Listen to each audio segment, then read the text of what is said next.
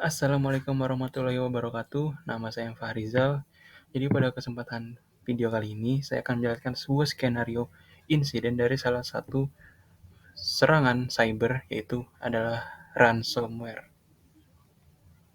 Apa sih ransomware itu? Jadi ransomware adalah jenis perangkat lunak berbahaya atau malware yang dirancang untuk mengenkripsi data pada komputer atau sistem target dan kemudian menuntut pembayaran tebusan atau ransom kepada pemilik data agar data tersebut dapat dikembalikan atau dekripsi. Serangan ransomware biasanya mengancam untuk menghancurkan atau tidak mengembalikan data ke korban jika tebusan tidak dibayar dalam waktu tertentu. Nah, skenario insidennya pada kesempatan kali ini adalah sebuah perusahaan kecil yang bergerak di bidang jasa keuangan mengalami serangan ransomware yang mengunci sistem mereka. Urutan kejadian.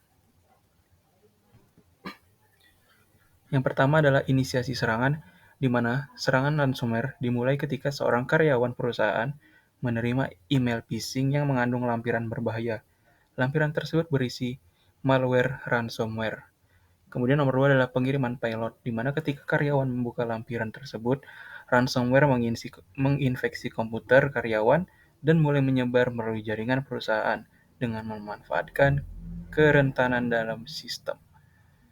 Yang ketiga adalah eksploitasi kerentanan. Jadi ransomware menggunakan eksploitasi kerentanan sistem operasi atau perangkat lunak yang tidak diperbaharui untuk mendapatkan akses ke sistem dan mengenkripsi data-data penting.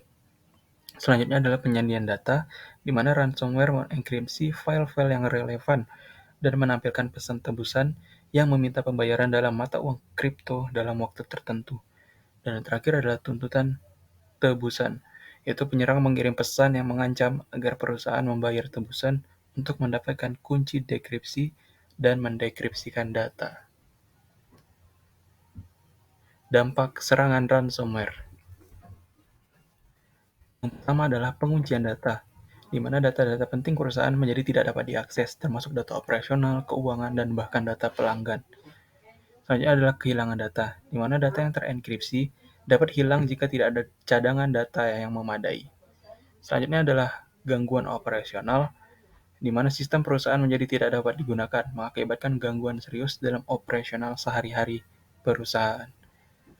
Dan yang keempat ada dampak finansial, di mana perusahaan harus membayar tebusan atau menghadapi biaya pemulihan yang signifikan. Yang kelima ada kehilangan kepercayaan pelanggan, di mana pelanggan mungkin kehilangan kepercayaan terhadap perusahaan jika data pribadi mereka terkena dampak, apalagi perusahaan jasa. Yang terakhir adalah gangguan reputasi, di mana serangan ransomware dapat merusak reputasi perusahaan. Nah, bagaimana jika terjadi serangan ransomware pada perusahaan kita? Yang pertama adalah membatasi kerusakannya, yaitu segera putuskan sambungan komputer atau perangkat yang terinfeksi dari jaringan. Jika data telah dicuri, ambillah langkah-langkah untuk melindungi perusahaan dan beritahu mereka yang mungkin terkena dampaknya. Yang kedua adalah koordinasikan dengan otoritas, melaporkan serangan ke ketua tim keamanan IT atau tim respon insiden, dan otoritas penegak hukum agar dapat membantu dalam penyelidikan dan pengambilan tindakan hukum terhadap penyerang. Yang ketiga adalah restore data cadangan, yaitu mengembalikan data dari cadangan yang teratur adalah salah satu cara utama untuk mengatasi serangan ransomware dan agar perusahaan tetap berjalan seperti biasa. Yang keempat adalah menghindari bayaran tebusan. Dalam banyak kasus, disarankan untuk tidak membayar tebusan karena tidak adanya jaminan bahwa data akan dikembalikan. Dan yang terakhir adalah penguatan keamanan, di mana memperbaharui dan memperkuat kebijakan keamanan, serta mengedukasi karyawan tentang ancaman ransomware. Mencegah terjadinya serangan ransomware. Yang pertama adalah pelatihan karyawan, yaitu melatih karyawan untuk menghindari tindakan yang memungkinkan ransomware masuk ke sistem, seperti membuka lampiran email yang mencurigakan. Yang kedua adalah pemantauan dan deteksi proaktif, yaitu menerapkan perangkat lunak pemantauan dan deteksi yang dapat mengenali tanda-tanda awal serangan ransomware.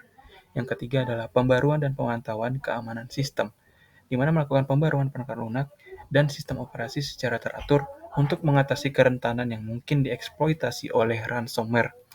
Yang keempat adalah kebijakan keamanan yang kuat, menerapkan kebijakan keamanan yang kuat, termasuk kebijakan kata sandi yang kuat, dan penggunaan autentifikasi dua faktor. Yang keempat adalah pemisahan jaringan, di mana memisahkan jaringan internal agar ransomware tidak dapat menyebar dengan mudah. Dan yang terakhir adalah yang paling penting, yaitu pencadangan berkala, di mana melakukan pencadangan data secara berkala dan memastikan cadangan tersebut aman dari serangan. Nah, penting untuk memahami bahwa pencegahan serangan ransomware melibatkan kombinasi dari pendekatan teknis dan pelatihan karyawan. Organisasi perlu meningkatkan keamanan mereka dan memiliki rencana respon yang jelas jika serangan ransomware terjadi. Terima kasih banyak, mohon maaf jika banyak kesalahan. Nama saya Fahrizal. Assalamualaikum warahmatullahi wabarakatuh.